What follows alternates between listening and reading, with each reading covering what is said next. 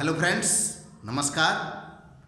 मैं सीपी सिंह आज फिर रूस यूक्रेन युद्ध पर एक नया अपडेट लेकर आपके बीच हाजिर हूं। हमारी पिछली वीडियो देखने के बाद हमारे चैनल के एक दर्शक राजवीर सिंह ने कमेंट किया था कि आखिर भारत की इस युद्ध में या युद्ध को सुलझाने में क्या भूमिका हो सकती है। इसी विषय को समझने के लिए आइए हम प्रयास करेंगे आज भारत की भूमिका समझने का कुछ ऐतिहासिक तथ्यों और कुछ तत्कालिक पृष्ठभूमि से। भारत आज दुनिया की उभरती हुई वो ताकत है जिसे दुनिया का कोई देश नजरअंदाज नहीं कर सकता। सारी दुनिया भारत के प्रभाव को महसूस कर रही है। भारत को छोड़कर दुनिया का कोई राष्ट्र अलग चलना नहीं चाहता। यहां की जो भारत के दुश्मन हैं वो भी भारत को अपने साथ लेना चाहते हैं किन्हीं न किन्हीं कारणों से। भारत आज एक मजबूत और उभरती हुई ऐसी ताकत है जो दुनिया का मार्गदर्शन कर सकती है। इसके कुछ झलक इसी युद्ध के समय में आप देख सकते हैं जब अमेरिका के राष्ट्रपति भारत की भूमिका को इस युद्ध को सुलझाने में महत्वपूर्ण मानते हैं। सारे पश्चिमी देश इस युद्ध का विवाद सुलझाने में भारत की भूमिका को महत्वपूर्ण मानते हैं।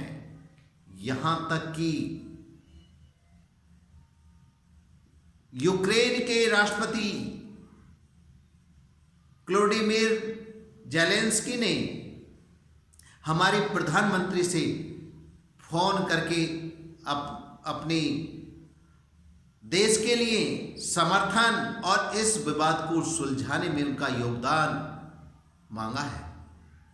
उनके विदेश मंत्री ने बयान जारी करके हमारे देश से इस युद्ध में हस्तक्षेप करने का निवेदन किया है। उनके राजदूत ने एक प्रेस कॉन्फ्रेंस करके कहा कि भारत एक ऐसा देश है जो इस विवाद को सुलझा सकता है। भारत के प्रधानमंत्री दुनिया में बहुत प्रभाव रखने वाले दुनिया के सबसे ताकतवर नेताओं में से एक हैं।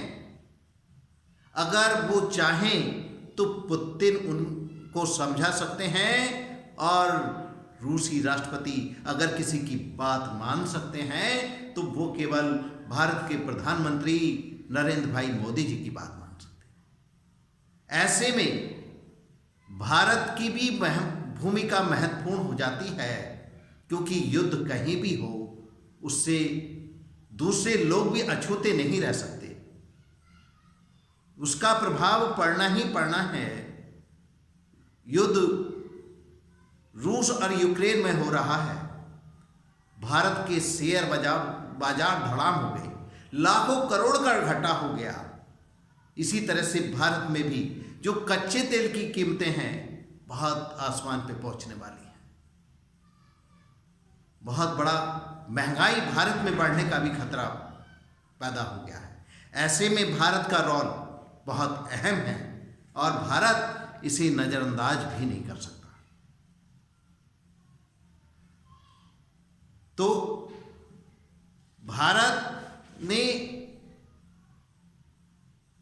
सोचा क्या है, भारत क्या करना चाहता है। भारत की मुख्यतः बड़े पहले से ये एक नीति रही है कि वो दो देशों के बीच में हस्तक्षेप नहीं करता और वो केवल उनमें सैनिक हस्तक्षेप नहीं करता, वो वार्तालाप से मतलब डिप्लोमेसी से विवाद को सुलझाने की बात करता है। वो शांति की बात करता है। युद्ध का कभी पक्षधर नहीं रहा भारत, ना युद्ध करने की किसी का समर्थन करता है, ना युद्ध की ओर बढ़ता है।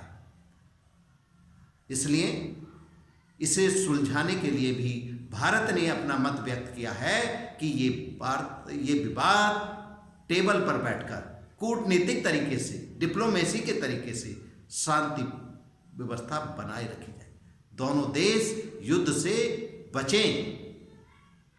ऐसे नीति के साथ भारत आगे बढ़ रहा है। लेकिन हम कुछ और बातें देख लेते हैं। आज यूक्रेन संकट में है क्योंकि संकट ये है कि उसका और रूस का आमना सामना होने में कहीं बराबरी नहीं है, ऊंट बकरी का साथ है।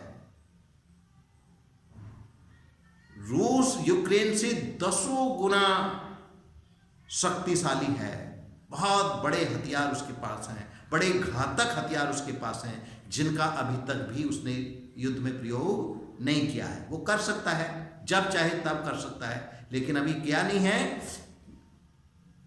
यूक्रेन कहीं नहीं ठहरता, संकट में है।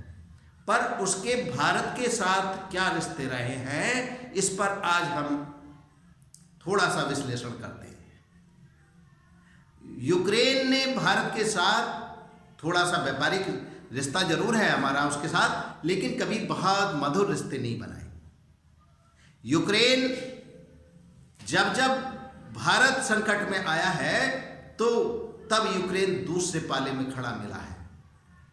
जब भारत ने अपने आप को परमाणु संपन्न करने के लिए, परमाणु शक्ति संपन्न करने के लिए जब परमाणु बम का परीक्षण किया था और भारत पर जब सैंक्शन लगे थे, तो उनमें सैंक्शन लगाने वालों में यूक्रेन भी था। यूक्रेन ने भारत पर लगने वाले प्रतिबंधों का समर्थन किया था। जब जब कश्मीर का मुद्दा संयुक्त राष्ट्र संघ में आया है तो वहां पर कश्मीर मुद्दे पर यूक्रेन भारत के विरुद्ध खिलाफ खड़ा मिला है। जब संयुक्त राष्ट्र ये वहां पर वोटिंग हुई एक बार कि कश्मीर में संयुक्त राष्ट्र संघ को इंटरवीन मीन्स हस्तक्षेप करना चाहिए या नहीं करना चाहिए, तो यूक्रेन ने ये कहा कि संयुक्त राष्ट्र संघ को कश्मीर में हस्तक्षेप कर देना चाहिए, जबकि भारत की नीति इस पर स्पष्ट है कि भारत कहता है कि 2 पक्षों का मामला है, अगर पक्ष भी नहीं, ये भारत का अभिन्न अंग है। उस पर यूक्रेन ने भारत के खिलाफ स्टैंड लिया जब जब कश्मीर की बात आई है। यूक्रेन दूसरे पाले में खड़ा मिला है। इसी तरह से यूक्रेन हमारे दुश्मन देश पाकिस्तान को घातक हथियार बेचता है। उसने T-80 टैंक पाकिस्तान को बेचे जो कभी भारत के लिए खतरा हो सकते हैं। इसी तरह से वहां पर यूक्रेन बहुत बड़ा उत्पादक है यूरेनियम का। यूरेनियम वहां पे बहुत प्रचुर मात्रा में मिलता है और भारत को अपने न्यूक्लियर रिएक्टर में, मतलब जो परमाणु ऊर्जा के लिए यूरेनियम की आवश्यकता है, क्योंकि भारत में यूरेनियम का उत्पादन नहीं है, भारत में नहीं मिलता यूरेनियम। उसके लिए उसे मतलब ऐसे देशों से आवश्यकता है जहां पर यूरेनियम मिलता है। यूक्रेन में भी मिलता है। भारत के अनेक बार निवेदन करने के बावजूद भी यूक्रेन ने कभी भारत को यूरेनियम नहीं दिया। यहां तक कि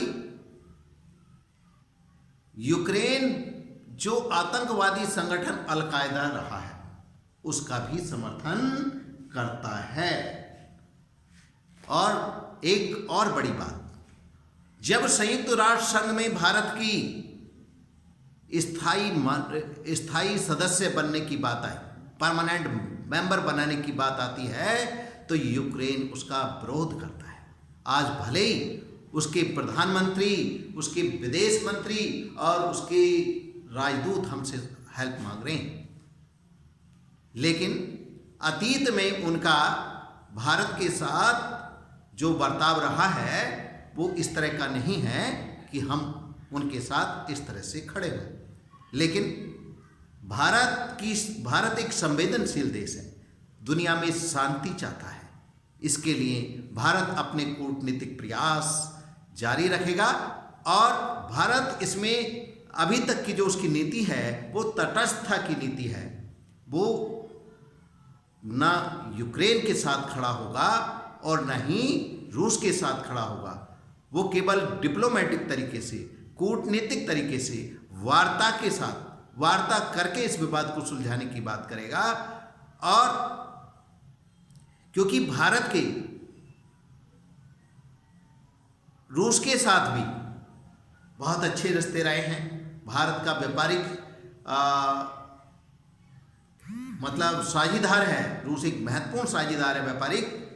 रूस भारत का सदाबहार मित्र भी रहा है। जब जब भारत पे संकट आया है तो रूस भारत के साथ खड़ा मिला है। लेकिन आज की परिस्थितियों में, दुनिया की बदलती स्थिति में, भारत के रिश्ते यूक्रेन के एक समर्थक देश अमेरिका के साथ, क्योंकि जब दुनिया बटेगी तो उसमें दो ध्रुव बनेगी, दो ध्रुवीय दुनिया बनने की लगता है कि दो ध्रुव बन जाएंगे। कुछ देश अमेरिका की ओर लामबंद हो जाएंगे, कुछ देश रसिया की तरफ लामबंद हो जाएंगे। भारत गुट निरपेक्षता की नीति अपनाता है और वो किसी गुट में शामिल नहीं। वो दोनों गुटों के साथ अपने राष्ट्र हितों को ध्यान रखते हुए मधुर संबंध बनाना चाहता है। भारत के रिश्ते पिछले दिनों में अमेरिका के साथ भी काफी प्रगाढ़ हुए हैं। अमेरिका के साथ उसकी रणनीतिक साझेदारी है,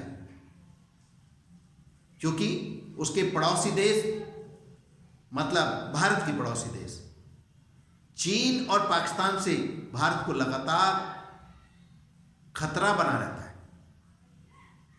ऐसे में भारत किसी एक पक्ष में न जाकर दोनों को साधने का प्रयास करेगा और वो किसी के साथ युद्ध की स्थिति में सीधे सीधे ना आकर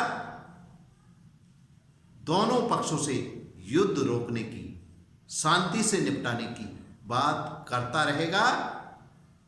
इसी तरह से और उम्मीद है कि भारत इसमें एक बड़ा किरदार होकर इसे रुकवाने में एक अपना योगदान दे सकता है।